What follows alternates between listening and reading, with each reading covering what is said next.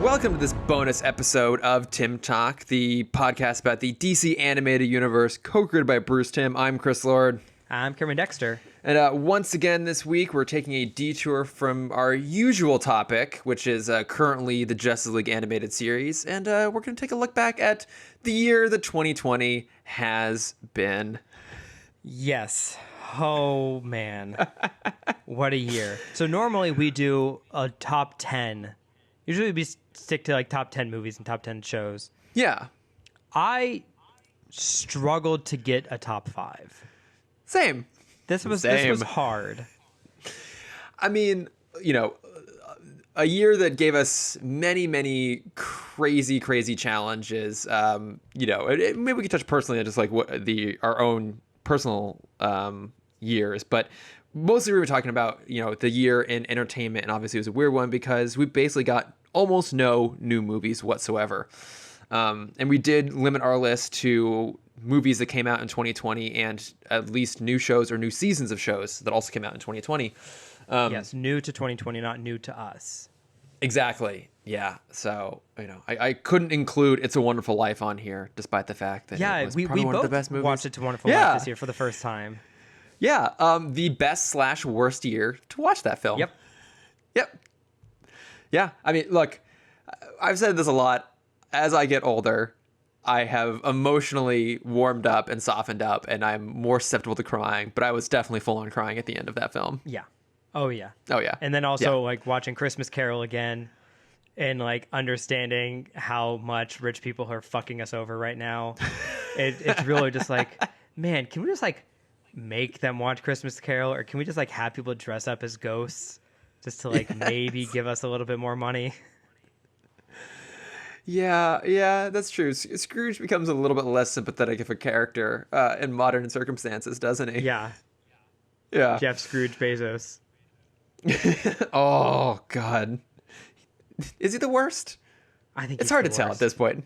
Yeah, I don't know. Elon Musk fights with him pretty hard for the worst of all of them. There was some joke that came out a while ago about Jeff Bezos' ex-wife donating millions and millions to a handful of charities. And it's like, oh, just announced Jeff Bezos giving free Gatorade bottles to everyone so they can pee on the floor and not spend time on their bathroom break. Yep. That's basically the world we now live in.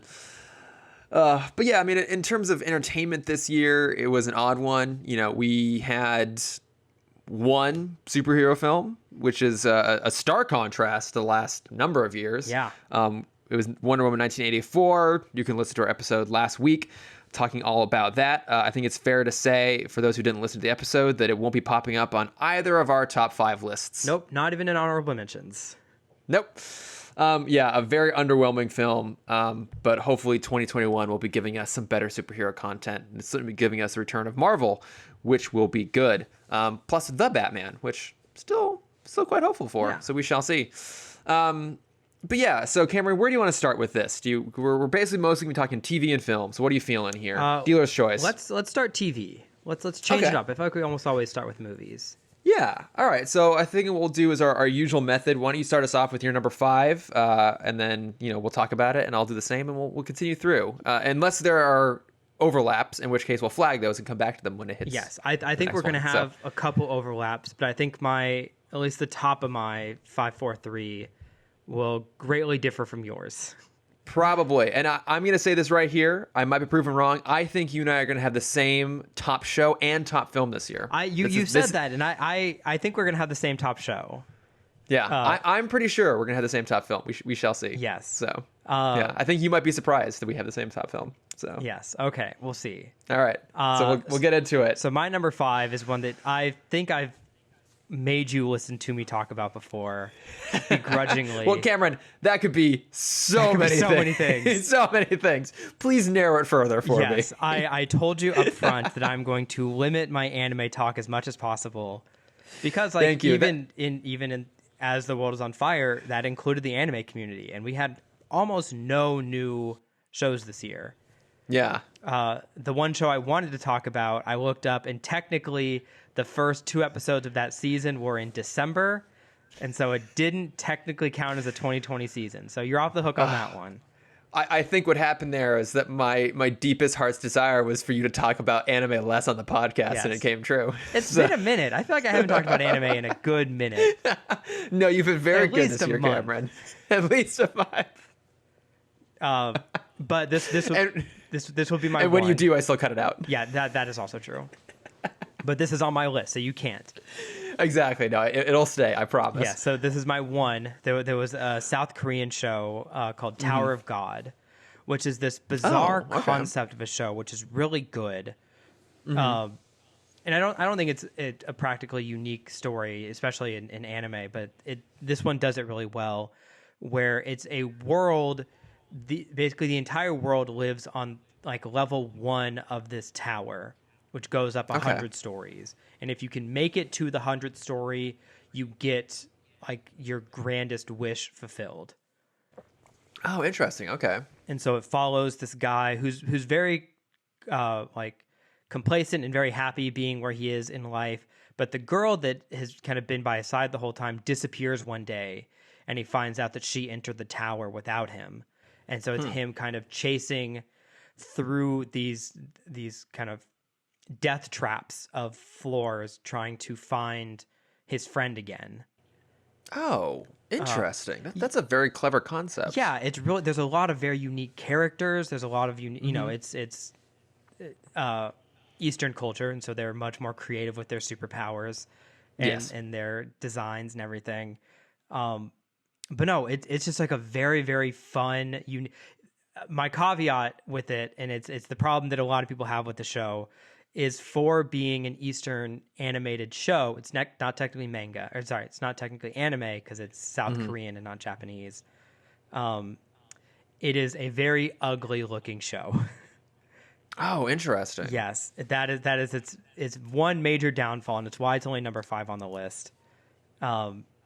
But it is still a great story if you can get past the animation. Do you think that the animation was deliberately bad for thematic reasons, or was it more just like a happenstance of production? Oh no, that was so it bad? matches the manga that's based on. Hold on, manga is Japanese, manhwa is South Korean. The manhwa that it's based off of. Well done. I had to learn the differences because there's Japan comics, South Korean comics, and Chinese comics that all have the same Yeah. root. And I applaud your cultural accuracy. Yes, manhwa. Yeah, the original story is it follows that art style very closely. Oh, okay. And there's also like South Korean stories go on forever. Like we have that problem in America with all of our, you know, especially sitcoms will just go until they're dead and beaten. Yeah. I think this specific manhwa has like 400 plus issues that come out like twice a week. Like they just don't ever end. That sounds exhausting. Yeah. But yes, that is my number 5. What is your number 5? I have for my number 5, What We Do in the Shadows season 2. Okay, great choice. Yes. I forgot about that show, and I did not think that was 20. Did you watch 2020. it? I did. Yeah, it's really good. It's really good.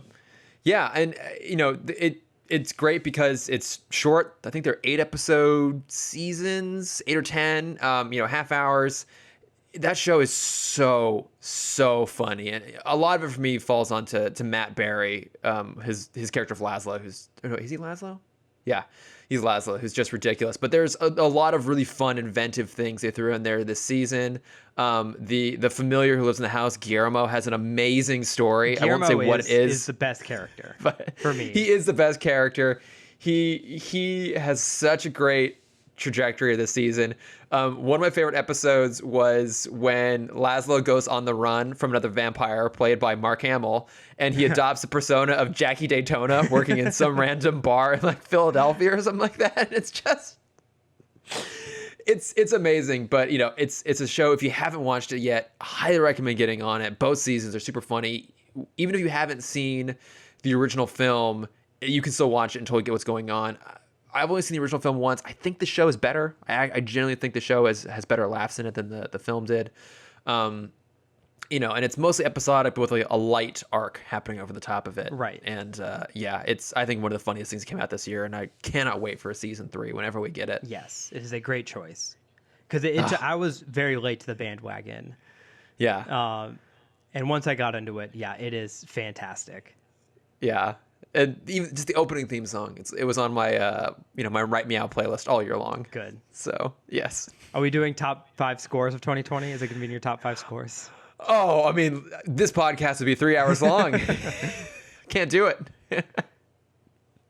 All right, what about you? What was your number 4? My number 4, I'm not like super happy with it, but I enjoyed the show and it was gripping. But I put Queen's Gambit as my number 4. Okay, I still haven't finished it.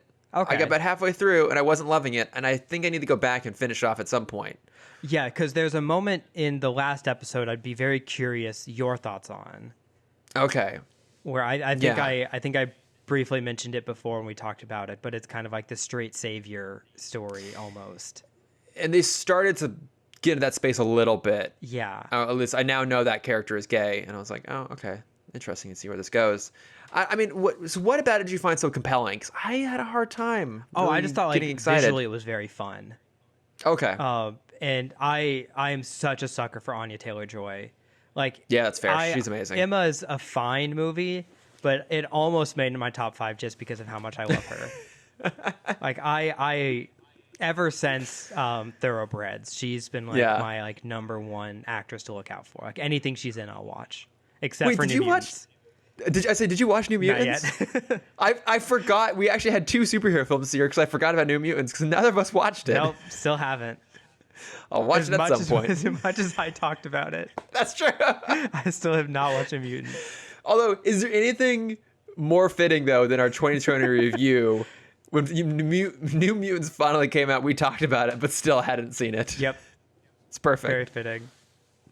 But no, I agree with you. She is great, and I think she would be the reason I would go back to finish it out. Yeah, so. and I think it's going to open doors for, like, because, to some people, chess is technically a sport. And I think this is going to open the world for, like, a different kind of sport series. Where it's not just going to be Friday Night Lights over and over again, because I feel like every show is just like, we're kind of like Friday Night Lights, but with a little twist. Yeah. We're going to get a dramatic darts show. I mean, I'm in. Maybe a dramatic curling show set in Canada. Yep, again, very in. Very in. But yeah, I don't feel like I have a lot to say about it. It was just like, I just really enjoyed watching it. Like every episode, I was just ready for the next one. But yeah, what about you? What is your number 4? My number 4 was Dead to Me season 2. You really like Dead to Me. You pitched to me a couple times. It is really good, and I watched it quite a bit earlier in the year, and I got through the first 2 seasons kind of in quick succession. Basically binged the whole thing. I don't remember if it's super compelling right from the beginning, but at the end of the day, like it really hangs on the 3 leads. So obviously the 2 female leads are Christina Applegate and Linda Cardellini. My favorite girl of all time. Yes, and she's so good. And like I'd say that I feel like Linda Cardellini gets maybe a little bit more of like the dramatic weight and like the real good scene work in the first season. And the season 2, it's a little bit more on Christina Applegate. But they're both so good. It's a funny show. Like it's darkly funny. Like it's very much in my line of humor of being like kind of like sarcastically dry funny. But then the third lead is James Marsden. That's right. Who I also my favorite guy of all time. Yeah, he is also really great in the show, and it's just like the story is compelling. It's definitely soap opera-y and heightened, but there's a wry sense of humor to the whole thing that makes it work. And it's got a great soundtrack. Both seasons just have great use of music all the way through. Visually, it's really good. It's just really, really well made, yeah, one of my favorite things I watched this year. I was really, really impressed by it. I'll give it another chance. I think I watched the first 3 episodes. Okay, so yeah. I'll push through a little bit more, because I feel like there was like 2 shows that everyone told me to watch this year, and it was Dead to Me, and it was Schitt's Creek. And both of them I just couldn't connect with. No, that's fair, and it's hard to jump into something that's been so highly recommended. And I had that issue with Schitt's Creek, and the further into I got, the more I enjoyed. Yeah, and I guess I think it did take a few episodes on Dead to Me for it to really start to land. But it's another one of those shows like it's kind of like Breaking Bad. It's anything else on Netflix at this point. Like it ends in a way where you're like, well, now I have to see what happens going on next. Like every episode has like kind of a nice button cliffhanger. Yeah. And it's got like a mystery crime element to the whole thing too, which I love that genre. But for the performances, for the music, and for the story, it's really worth it. Okay. So. Yeah, I will give it another try. Yeah. All right. What's your number 3? Number 3 will be one that we've talked a lot about, and we haven't really discussed the finale yet. But Mando season 2. Oh, our number 1 shows are not going to be the same. Is your number then. 1 Mando? It's up on my list, so we're gonna hold off on discussing it. So okay, then yeah, I'll hold my thoughts. What is your number 3? Okay, my number 3 was Harley Quinn season 2. Oh, then hold on. Then I think you're forgetting one for your list. I don't think so. Because I thought my number 2 and number 1 would match your list perfectly, but there's not enough numbers left. Do you have Harley Quinn on your? I on don't. Your list? I still have not watched season 2 of Harley Quinn. Oh, Cameron! I know. I'm sorry. I'm sorry. You're killing me here. Like, okay, then I won't go full detail into it. All I'll say is that I think it builds upon season 1. It is because you weren't super happy with the finale of season 1 of Harley. I honestly don't remember. You because I think it's. I don't think I ever finished season 1 either, but I think it's like a 3-part finale. Okay. And you said it didn't land as well as the episodic stuff. Okay, yes, you're right. That is true. Once it got into like full on like sequential storytelling mode, it didn't land quite as well. But so season 1 ended in a way that I thought would make season 2 worse. It actually they play up the consequences of season 1 very well in this season. It continues to be the show that I think maybe I laughed out loud the most watching this year. And the relationship between Harley and Ivy, the way that evolves and changes and plays out is great. Okay. It's on my list. It's one of my favorite things I watched this year. Yeah. And I think it's probably the best stuff DC's putting out right now, hands down. Okay. Then yeah, I promise I will watch it. Yeah. Like I have said for the past 52 weeks. Yeah. And again, a huge part of our audience obviously is made up of DCAU fans specifically. And I think that though Harley Quinn, the show, has a very different tone to the DCAU, I feel like it's, kind of up there with Young Justice as a really great successor to that just really great character work and storytelling, even if the style of the show is a lot different. Mm-hmm. And also, give it time, you'll come to love Kaley Cuoco as Harley Quinn. Yes, I've embraced that much. Yeah. Yeah. And Lake Bell is hands down the best poison ivy ever. Yes. Yeah.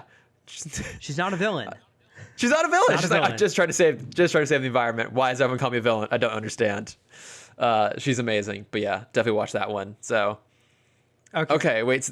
So then what's your number 2? My number 2 is what I assumed your number 1 was going to be. Because this is technically 2020, even if it was the very beginning of 2020. Sex Ed Season 2 was 2020. Sex Ed Season 2 was my number 2.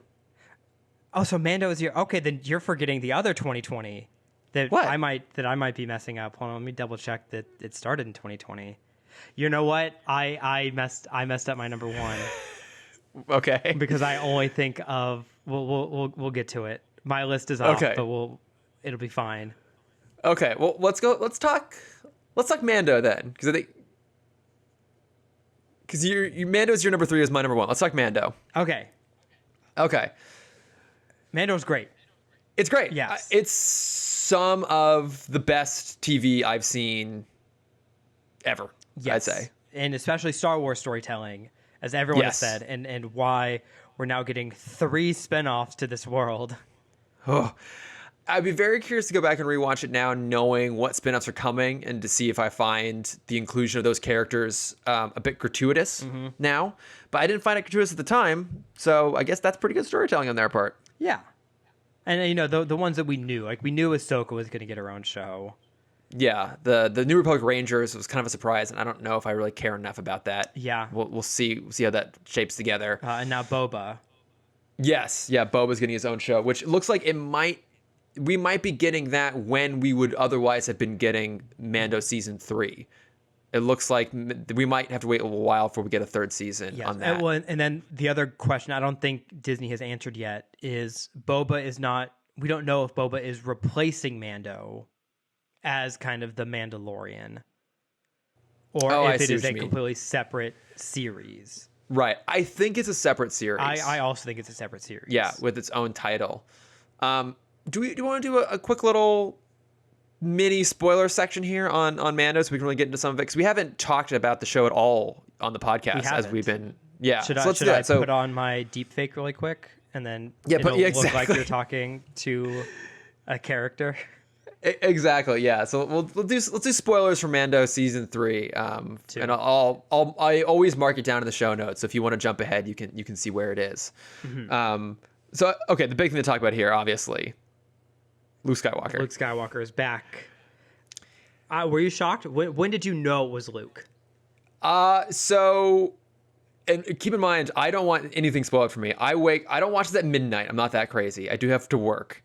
I get up at 6. No, I didn't have it spoiled for me. I get up at 6 and I go straight in and watch it in the morning before I go to work. Because I waited. It wasn't spoiled for me. I didn't watch it until that night because my friends wanted to watch it with me. Did it get spoiled for you? It did not. Okay, good. It got spoiled for one of them, and I almost duct taped their mouth shut. Like, you're not going to say it was pretty much inescapable, and to the point where Mark Hamill himself kind of spoiled it, actually, in his own way. Like, he tweeted, "Seen anything good on TV lately?" Oh, Mark. That middle of the day that day, and I was like, it's one of those things. Like, if you know what he's talking about, it's obvious, but if you're fairly savvy, you can piece this stuff together pretty quick. Well, I'm also not on Twitter, so that saves me a lot. And I feel like people helps. On Instagram are a little nicer, especially the people I follow are a little better about spoilers. That's a better place to go, yeah, because for me, comicbookmovie.com, which I'm starting to gravitate towards maybe stop going there because they tend to just put stuff right up in the headlines in terms of spoilers. Yeah. That had a lot of stuff on it. And then obviously Reddit, and I follow the Star Wars subreddit. So people were kind of good about it, but again, you can piece stuff together pretty quickly. Mm-hmm. So it wasn't spoiled for me. When the X-Wing first started to land, I was like, because I've been thinking, why haven't we seen Ahsoka? Why didn't they recruit Ahsoka to come on this mission too? That seemed like a pretty obvious choice. But maybe it's Ahsoka. Maybe she has an X-Wing. And then pretty quickly I was like, no, it's not her. I'm pretty sure it's Luke. But I'm like, it can't be, right? That's what I was thinking. It can't be Luke. There's no way it's Luke. And then, the constant reveals, we see the black cloak, we see the green saber, we see the lightsaber handle. It's definitely his. Like, oh my God, it's Luke. I wasn't even paying attention to the handle. I saw the glove. Okay, the glove. I mean, and I'm like, who else only wears one glove? It's him and Michael Jackson. And so at that point I knew, and I pay a weird amount of close attention to lightsaber handles. I love lightsabers. I have that lightsaber. Plenty, yeah. So I knew it was him. And then, so the big thing for me that I wasn't sure about, and I'm curious if you had the same thought, was right up until they revealed his face, I'm like, is it going to be Sebastian Stan? Yes, because you see the chin. Yes. I wish it was. I so wish. I think... Well, so I think that says two things. Getting a deep fake of Mark Hamill, I think, means that we're not going to see him again because they didn't put the time in to cast it. Yeah, and that's expensive. It's expensive, and it doesn't look great. And even in the episode, they were using his face sparingly. You don't build a whole series out of that. Yeah, and I think, deep fakes can look good if you put in the time for them. And it's not even just man hours. It's just computer rendering time. Because basically, for people who don't know how deepfakes work, super super quick crash course. You basically put in 10,000 photos of a person's face, which can be either Google Images or you can just put in a video of someone's face. And then it takes it from every possible angle you feed it, and then it will almost vertically line by line replicate the face that you input into a new face that is tracked and rendered into the software. Okay. So the more input you give it, the cleaner the render will be. That makes sense, yeah. And so with a big reveal like this, I wonder if they were so scared of spoil, because the Star Wars community is so toxic and so horrible with spoilers in themselves. Yeah. If they just didn't even trust their motion team or their animation team or their VFX team to just like, we can't trust you, so we're only going to give you like a week's notice on this. And you have a week to get this done. It does feel like there must have been a production reason why it wasn't as good. Like, he's up on screen longer than, say, Leia was in Rogue One. But, like, the Leia's pretty good, and the Tarkin's okay. Yes. But that was also 4 years ago. Right. And that, to be fair, I don't think that was deepfake. That was a different type of technology they used.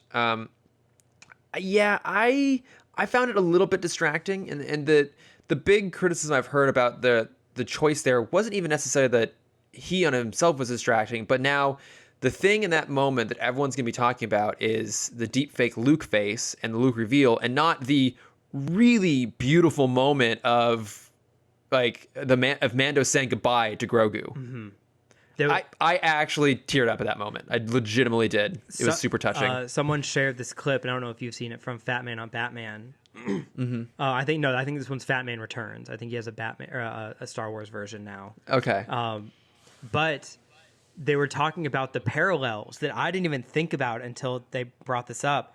But the last thing that Luke did with his father was his father told him to take his helmet off so he can see him with his true eyes. And that is the last thing he sees Mando do with Grogu, is take his own helmet off so he can look at Grogu with his own eyes. And like, holy fuck, that is like chilling parallels to Star Wars canon.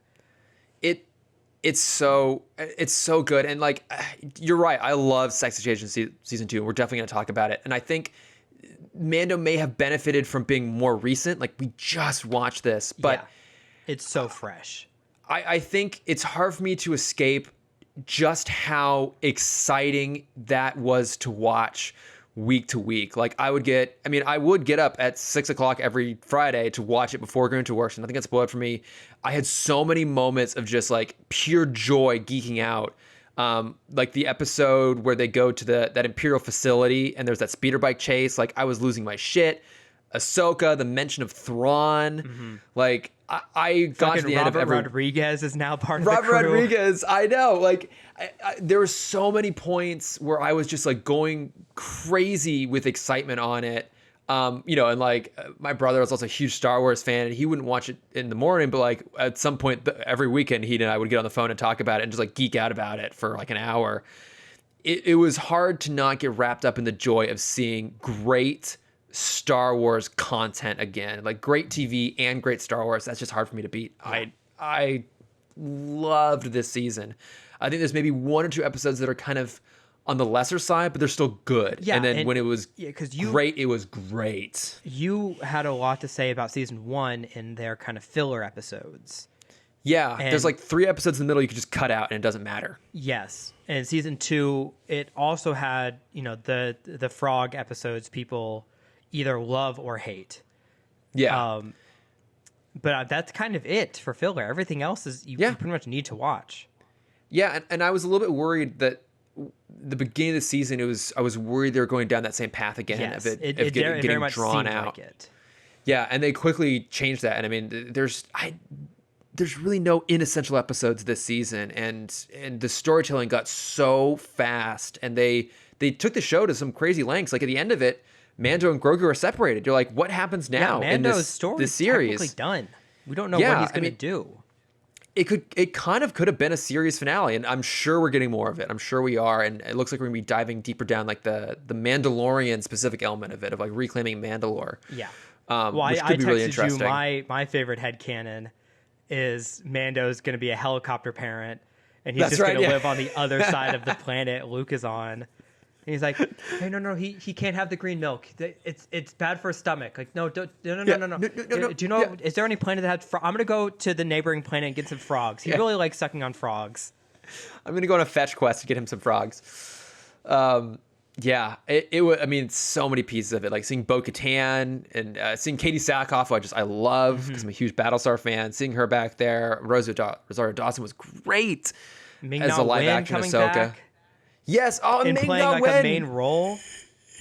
Yes, and she's like the number 2 character on the Book of Boba Fett too. Yeah. It's just like wrapping up Bill Burr's character as like the most hated Star Wars fan getting like a fucking redemption arc in Star Wars. And I love that episode. It's so good. His story was really compelling, and like, yeah, just at every turn it kept delivering something new and exciting and fun. And oh my god, and Ludwig Göransson's score, fucking amazing. Oh yeah, the Dark Troopers, like it's a banger. That is a jam. Like. It's one of those where I rarely will go back and rewatch an entire season before the next one. And not only am I rewatching bits of Clone Wars for the 3rd time now to like get caught up on like the Mandalorian backgrounds, but I am 100% going to rewatch this entire thing before the next season. Yeah. It's great. I mean, it's genuinely some of the best content, film or TV, I think I've seen in years. So it is. Yes. Yeah. And that will connect to my misplaced number 1. Well, before we get to that, let us talk about Sex Education number 2. It was on both our lists. So I mean, I loved it. What for you made it your number 1? Like, what made it your favorite Sex Ed TV is my show? number 2. Oh, that's right. It was your number 2. Yes. Okay, so it's number 2 for both of us. Yeah. Okay. It's just one of the most sincere, heartfelt, funny, uplifting, beautiful shows I've ever seen in my entire life. It is the best of John Hughes. Oh my God! Yes, you're right. It is John Hughes without the problematic John Hughes elements. Right, and you know that's definitely his inspiration because it's something that we've brought up time and time again. We've talked about sex ed probably a third of the episodes of this year. Yeah, yeah. I mean, I rewatched almost all of it. I rewatched all of season 2 with my folks, and I rewatched most of season 1 with them as well. Yeah, I'm definitely planning on rewatching season 2 again. Yeah. But yeah, it is that 80s influence while being modern. And they nail it so perfectly in being this such a like I don't want to call it groundbreaking because I don't feel like they're doing anything new, but they're just like perfecting so many things.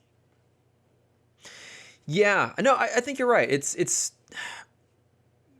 I think what makes it feel so perfect is that it's hitting so many things we've seen before, but it actually takes the time and effort to flesh those things out. You know, like a lot of the characters are based off of tropes we've seen from TV, teen movies, TV shows for 40 years. Yeah. But they make those characters fully realized. You know, it's like even the kind of like bitchy popular girl gets an episode where we understand kind of why she is the way she is, and you do have sympathy for her. Yeah. You know, and she also doesn't feel like the need to justify wanting attention. She's like, sometimes I feel down and I want to like make out with nerds because it makes me feel better about myself. And you're like, that's all we needed to know for us to understand who your choice is. I think our favorite arc is the best friend, the girl best friend, who's like dealing with trauma from other people taking advantage of her. Yeah. Yeah. There's so much in there that makes it so compelling. And again, I talk about a show with great music. I still listen to a lot of songs from both those seasons regularly. It comprised most of my top songs of 2020. Yeah. That weren't Into the Unknown. Yeah, that was your number 1 song. That was the number 1 song this year. Yes. Okay, all 5 of mine were the first 5 songs of the fucking Harry Potter stage play adaptation. Oh. I'm glad that you and I can still be cliches of ourselves. Yes. I was so upset when I saw those were my... Because it's literally the first 5 songs of the album are my 1 through 5. And like, I don't want to know... I want to know like the fun songs. Yeah. Where's my playlist? Where can I make a fun playlist out of this? Yeah, but sex education, like, it's beautiful. It's genuinely like really beautiful and just uplifting Yeah. in so many ways. Yeah.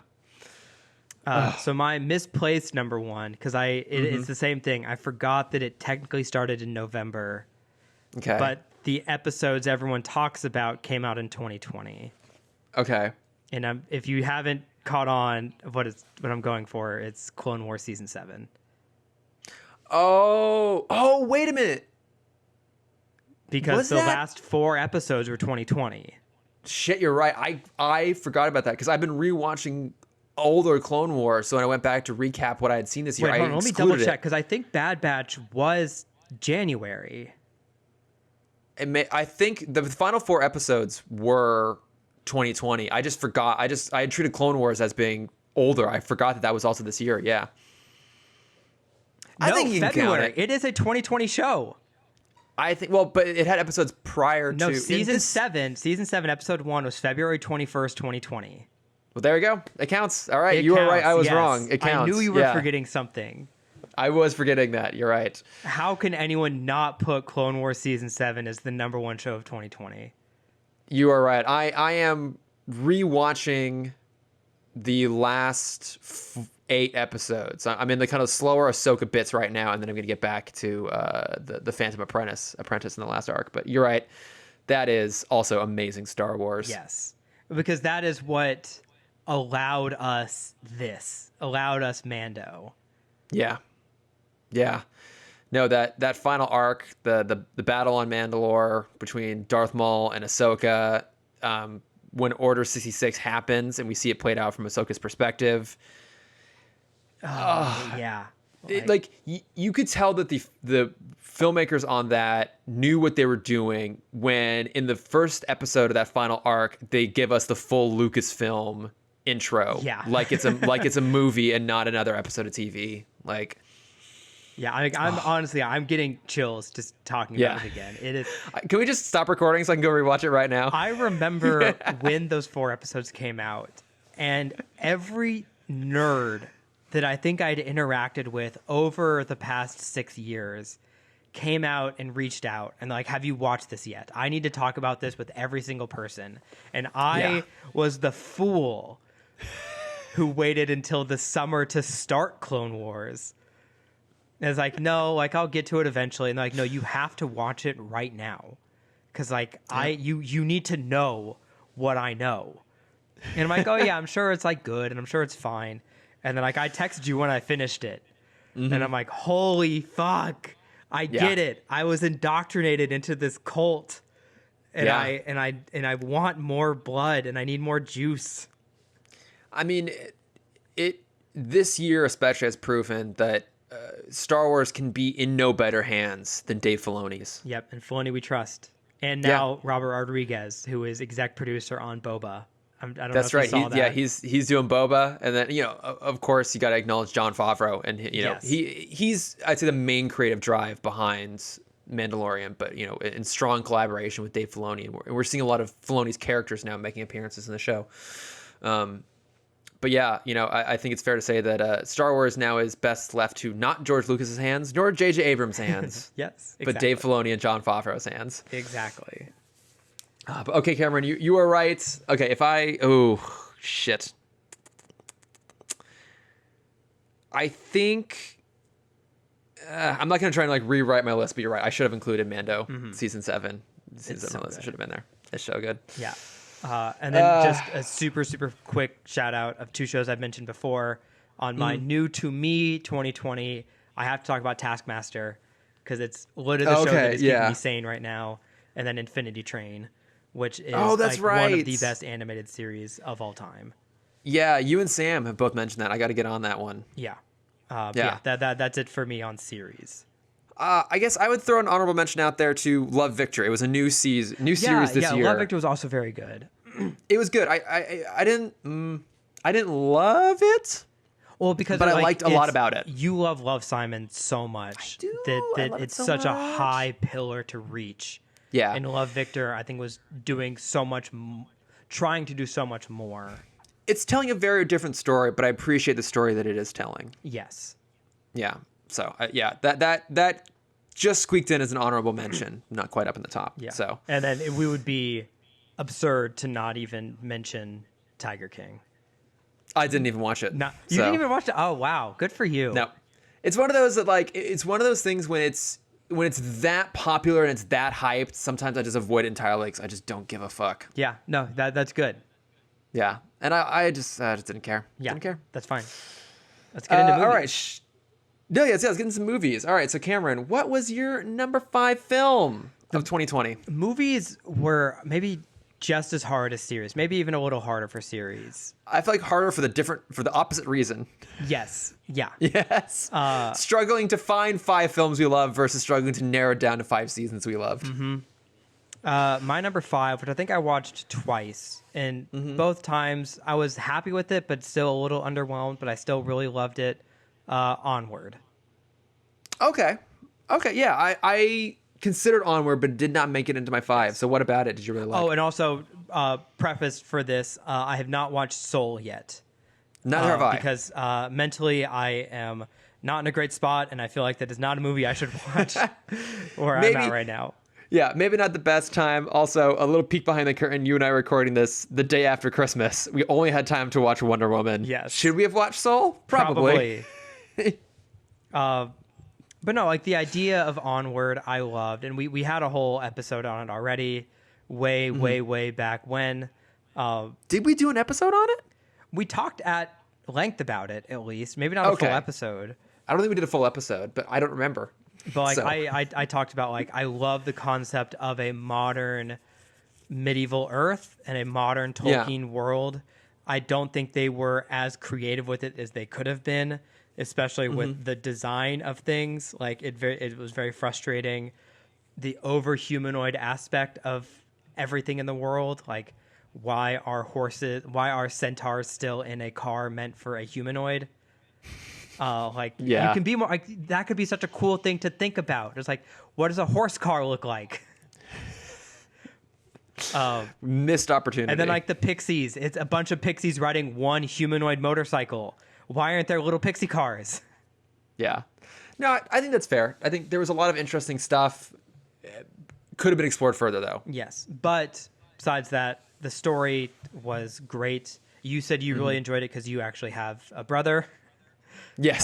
Yes, that helps. I don't have that luxury. Yes.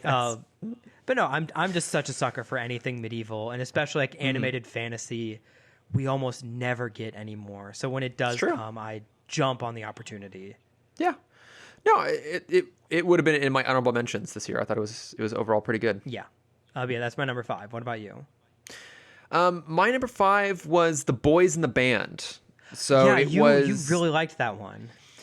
So when I thought about this list, I only picked things that to me had something memorable about them. You know, it's like honorable mentions would have included like Onward or Jumanji: The Next Level, movies that I really enjoyed, but there's nothing that like really stuck with me as being particularly memorable. Well, so that was Christmas Day 2019.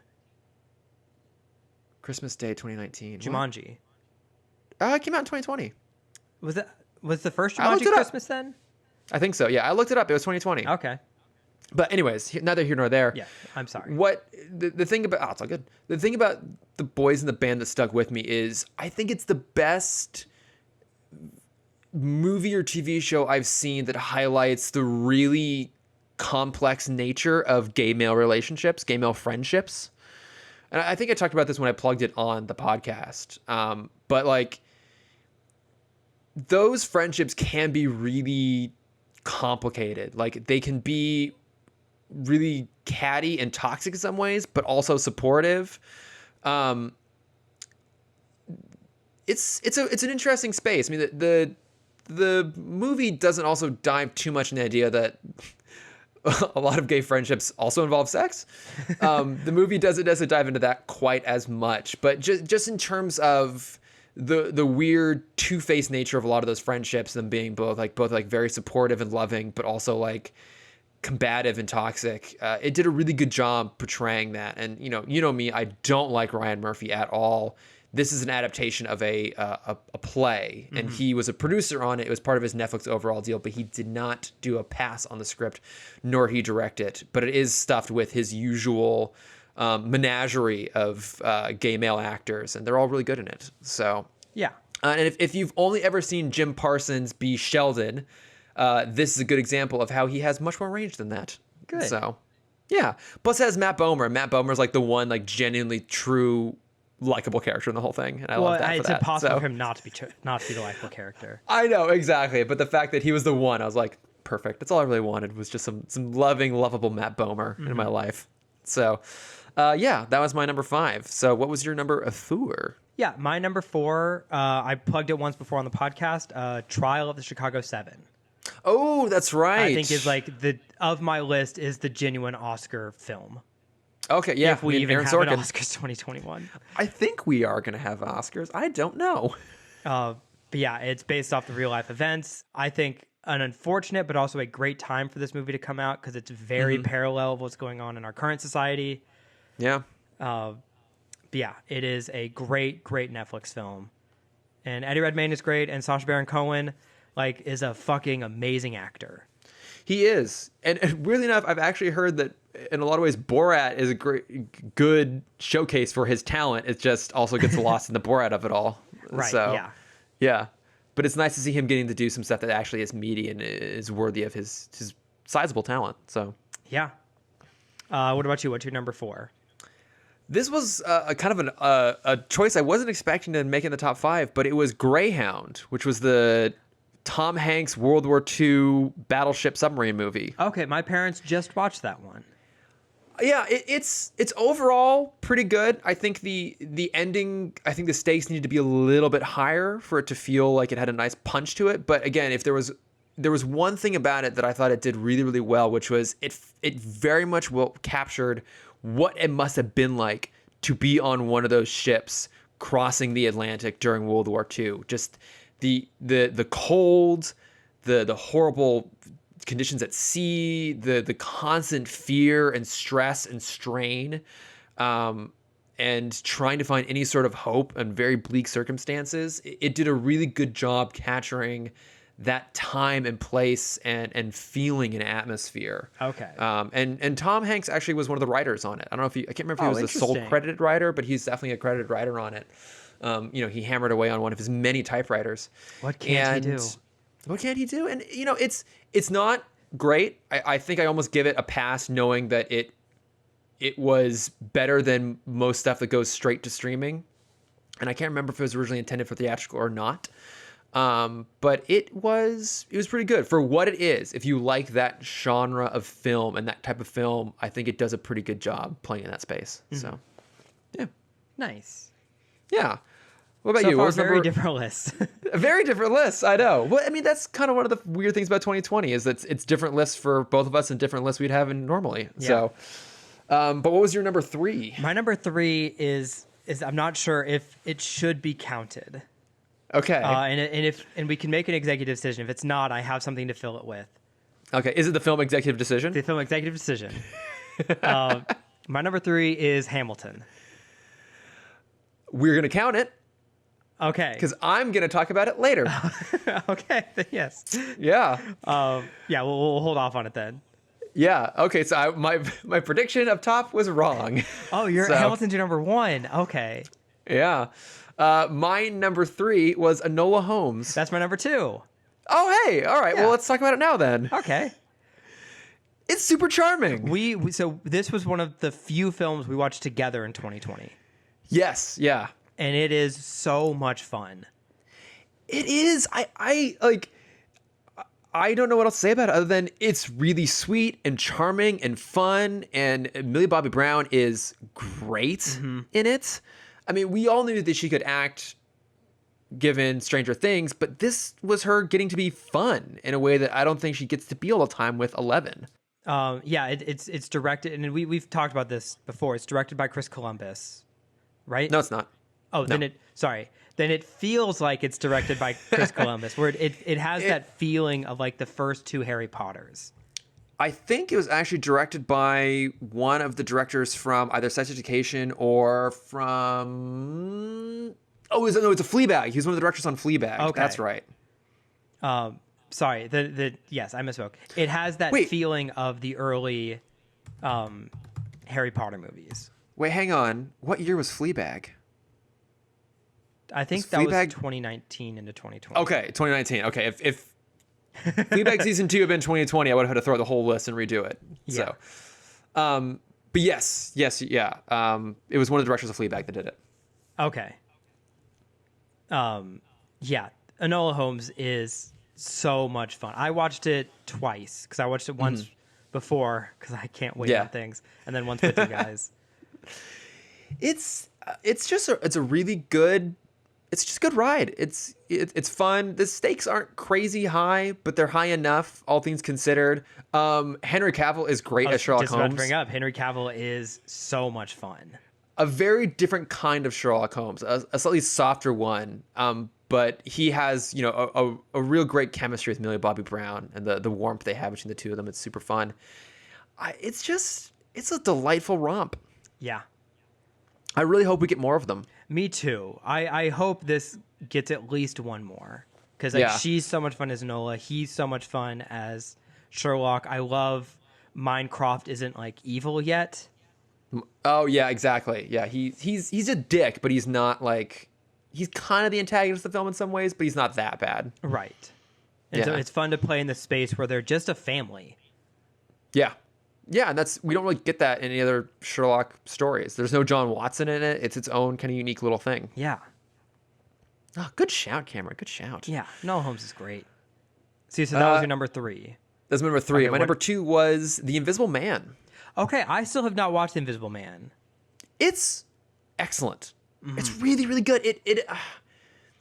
I'm not a big horror person, and it's more of a thriller, I would say, but it definitely has elements of horror in there. But they did such a great job finding a way to make that story feel modern, not only in terms of how they handle the invisible element of it, but I mean, the movie is ultimately about like toxic masculinity, and the Invisible Man is a stalker who's just constantly hunting down what's Elizabeth? I'm thinking of every other Elizabeth actress. Taylor, that's not her. Hurley. Yeah, but I mean, constantly hunting her down, and she's so DeBecky, Taylor, Warren, Banks. Yeah, she's Olsen. She's so. Look it up while I'm ranting here. I looked up Elizabeth, and there's so many. No, just look up Invisible Man. That's so much. Yeah, Elizabeth Moss. Thank you, Elizabeth Moss. She's so good. I mean, she's so good in general, but she's so good in that of just playing this person who is just like constantly under the strain of that sort of pressure. And yeah, I mean, it's the sort of movie that I think the right direction to take this sort of classic Universal monsters. And I know there are more in the works, and I think Lee Wanell, who directed it, is going to be either directing or associated with a lot of those movies. And if that's the case, that's great. And he's a fantastic horror director. Yeah, I mean, I think it's good enough to worth watching. It's worth watching if you're not a horror person. Okay. So. I've heard that. Yeah. And then why don't we do my number 1 since it was already kind of revealed, and then we'll get to your number 1. But no, my number 1, hands down, was Hamilton. It was the only new film this year that got more than 3 stars. It got 4 stars from me. Yeah, it's definitely my most watched movie of 2020.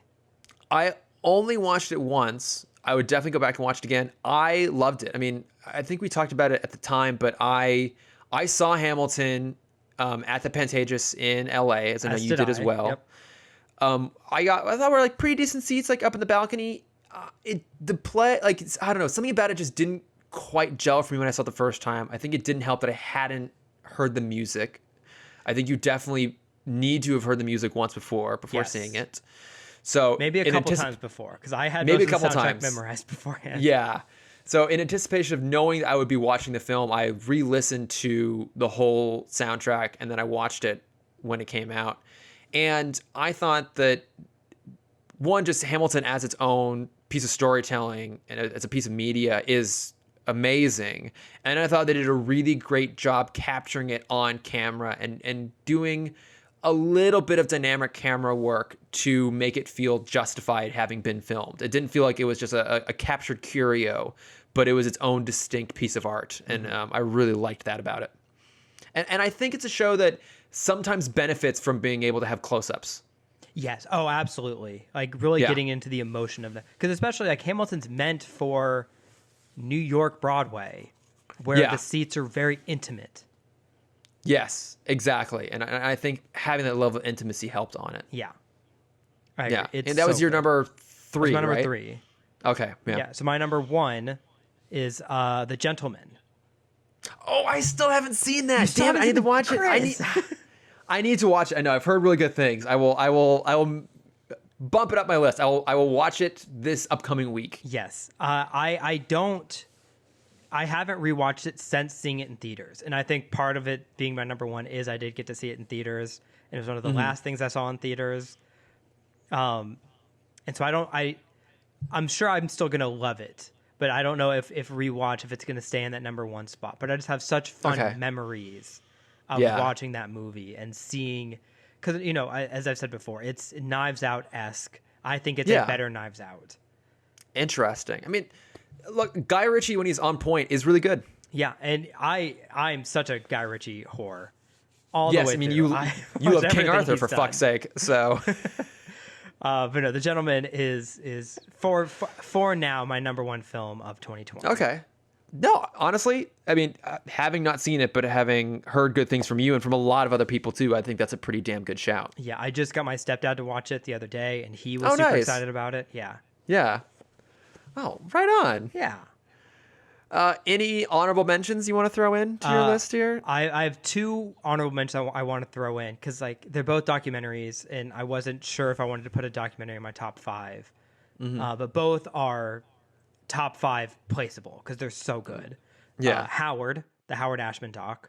Oh, on Disney right. Plus. I need to watch that. That one is spectacular, and you will cry. Okay, that's fine. I like crying. Yeah, and it's great. And then on the complete opposite scale, but still in my world, is Class Action Park. Oh, The that's documentary on right. HBO Yeah. Max about the infamous theme park, Action Park in New Jersey in the 70s and 80s. Oh, that's right. I remember you talking about that. It sounded really good. It is so much fun, and they like have interviews with old crew members and with kind of as high up as they can get, and it is such a fun, like seeing that this world existed at one point in time. Like kids died here, and it stayed Jesus open. Christ. Jesus Christ. Yeah. Yeah. What about you? Any honorable mentions? I'll throw in the Old Guard. It was also, decent. Yeah, Old Guard almost made honorable mention. It was fun because we got to see it together. Exactly. We watched together. It was fun for what it is. I throw that in there, and then Birds of Prey. I want to rewatch Birds of Prey. Yes, same. I didn't want to put that on because I hadn't rewatched it in a while. Yeah, I feel like that's a movie that I'm gonna have much stronger, warmer feelings towards on a second viewing. But worth mentioning. Otherwise, this was kind of a bummer year. There was not a lot of great stuff that came out this year, but there's also not a lot of stuff that came out this year. So yeah, that makes sense. But I mean, I will say this though, like we struggle to come up with top 5s for both, but it does go to show there was some pretty damn good stuff this year, though, despite there wasn't a breadth, but there was definitely some still really good content this year. The hidden gems. The hidden gems, things to be thankful for. But yeah, so we'll head into 2020 with the hope that we'll finally get to see a bunch of stuff that got delayed, and the hope that maybe eventually we'll see them in theaters too. That would be great. That would be great. I miss it so much. I know you do, bud. We're getting there. We're getting close. But we would love to hear everyone's favorite movies or TV shows of the year. If something we missed, or if you guys also watched the same thing and loved it too, would love to hear your thoughts. Yes. And so write to us at Timm Talk Pod on Facebook, Twitter, Instagram, and Gmail. Yes. If you want to see my art, you can find that at Cameron.Dexter. And if you want to see my face that hasn't been updated in a while, except I have a beard now, but not online. Great beard. Thank Great you. beard. You can find that at CamDexter_adventures. And you can find me at Lordifer on Twitter and Instagram. Yes. All right. Well, thanks everybody. Happy New Year. 2020 was kind of a shitstorm. All hoping that 2021 is a little bit better. Yes. So. And all hoping that Justice League gets added to HBO Max very soon. Very, very soon. And you can expect an episode on that eventually. But until then, thanks for listening, everyone. Happy New Year. Happy New Year. We'll be back next week with our normal DCAU fare. Yes. Thanks, everybody. See ya. Bye.